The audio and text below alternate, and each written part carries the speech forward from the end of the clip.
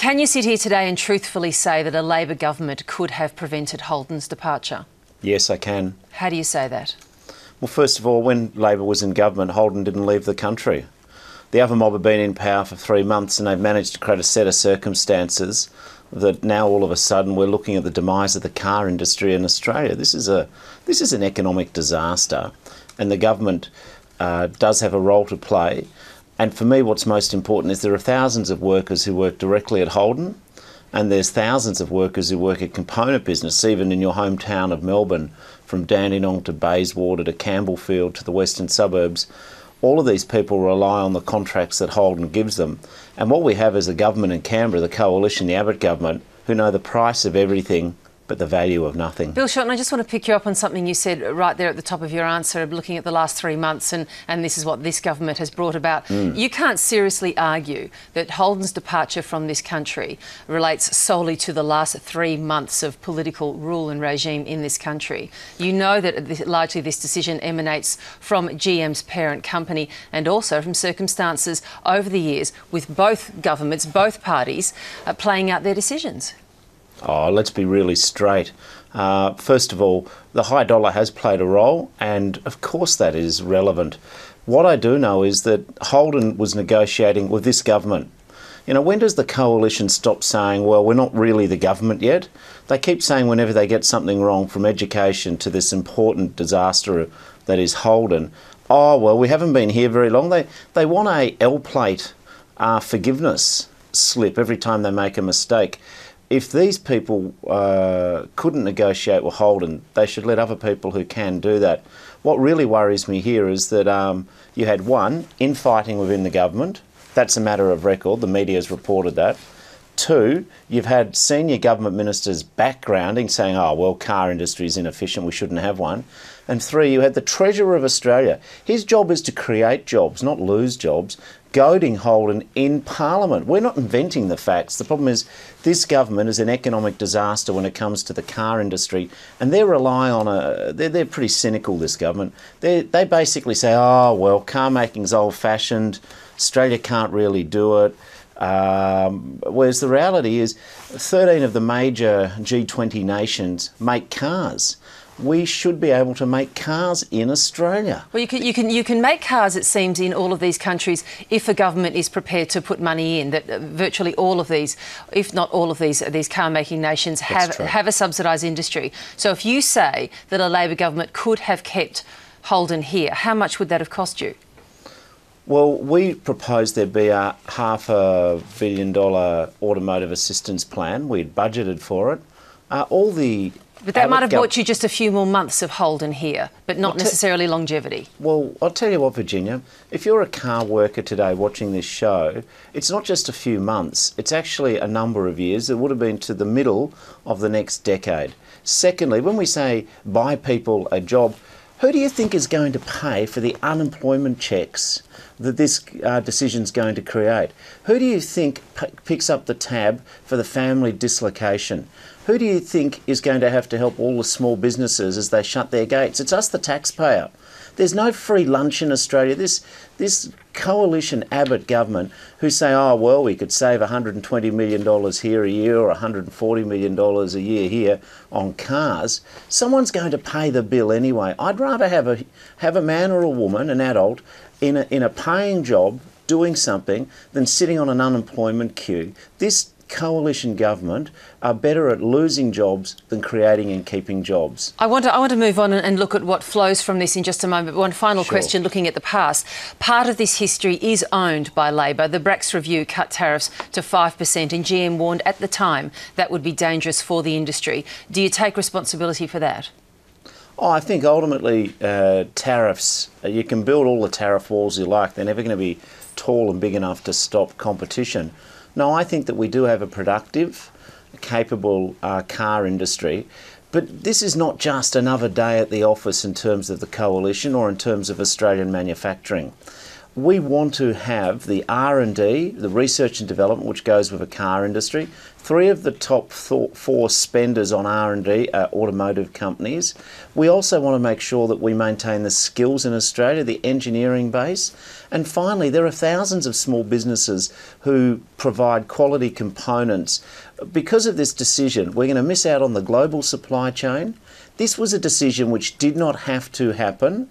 And yes, when people, I love it when the Conservatives or the Coalition says, oh, let's not be political.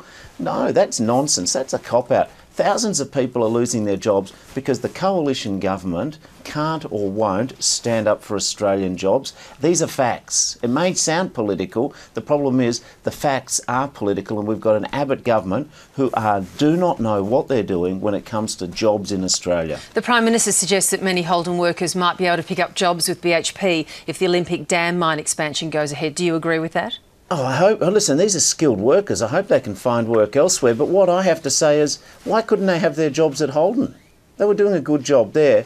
This idea, in Tony Abbott's world, every human being is a robot who can simply just, you live in the suburbs of Adelaide, you can fly in, fly out to a mine in the Pilbara or northern South Australia. That's just not the way human life is constructed. So they give this sort last night they were saying we're going to have a biomed industry in Australia. I hope we do. But if you've been a migrant Australian worker working 20 years on a production line, and because of a government decision, an inability, they tried to call the bluff of Holden and lost, then they simply say, oh, no worries, you can go off and be a medical scientist, or you can travel 4,000 kilometres to your other job. The Abbott government are not interested in manufacturing jobs. And, in Australia, people don't want to have confrontationalist politics. I tell you what, on manufacturing jobs and the car industry, the Holden used to be a brand, which was about a motor car. It's going to become a brand for the Liberal Party not being able to keep jobs in Australia. Well, look, talking about jobs and a manufacturing base in this country, do you now accept that higher wages in Australia for car workers and others around the industry play a role in this and play a role specifically in this industry's demise? Is that something that even the Labor Party has to have a discussion about now? I don't accept that because a factory line worker who's multi-skilled earning $60,000 a year or $70,000 a year, I am not going to blame the workers for the demise of Holden. Every car company, every car production nation in the world receives modest support from government. That's what we should have been doing. But I am never, ever, ever going to sit around and say, oh, it's because some worker was getting $70,000 on a production line that somehow it's their fault. Business and manufacturing is just not to be listened to when they say to both the government and the opposition that the price of doing this sort of business in Australia is too high, and in part it's because of wages. They're just flat out wrong, are they, Bill Shorten? I'll buy a lecture from very well-paid people that somehow blue-collar workers are paid too much when they take a pay cut themselves.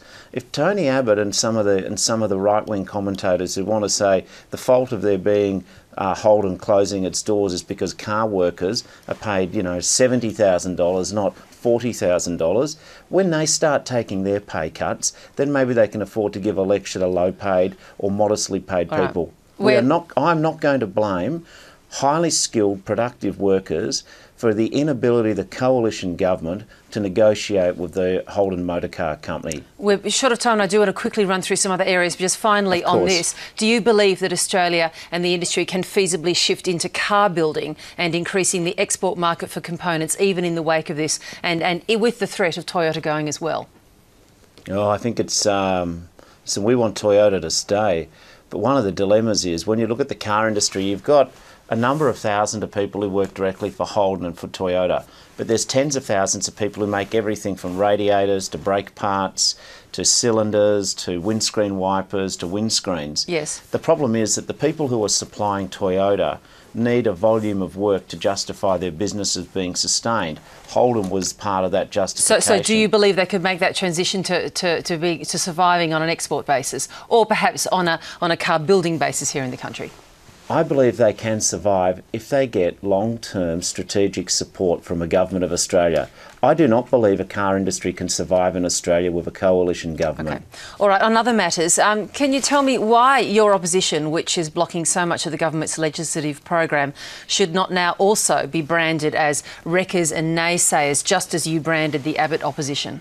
Oh, Tony Abbott had 6 years of, well, he wasn't the leader for 6, but the majority of the years of opposition, he was in charge. Now, we don't say no to everything that the government's doing, but when it comes saying no to one very crucial bit of legislation that the right, public voted on, which is a fixed carbon price. Yeah, well, the public, people who voted for Labor voted for our policy too. We just don't abandon our supporters because Tony Abbott stamps his foot. What we're doing is debating in the Senate, and that is the job of the Senate. Like at the last election, we didn't abolish politics and make Tony Abbott, you know, boss of Australia for life. He's got to make his case to the Senate. They want to scrap the Clean Energy Finance Corporation, which is a powerhouse for new jobs in terms of renewable energy and in terms of investments. You've got to love this coalition government. On one hand, they're slashing and burning car jobs. They're mucking up the education system. On the other hand, when there is a successful Clean Energy Finance Corporation, they want to get rid of that. This is a coalition government who haven't kicked the addiction of opposition about being negative about everything. We will stand up for new industries in Australia. I mean, you were just asking me before, Tony Abbott says that all these car workers can hop on aeroplanes and go and work on a mine expansion which BHP's mothballed.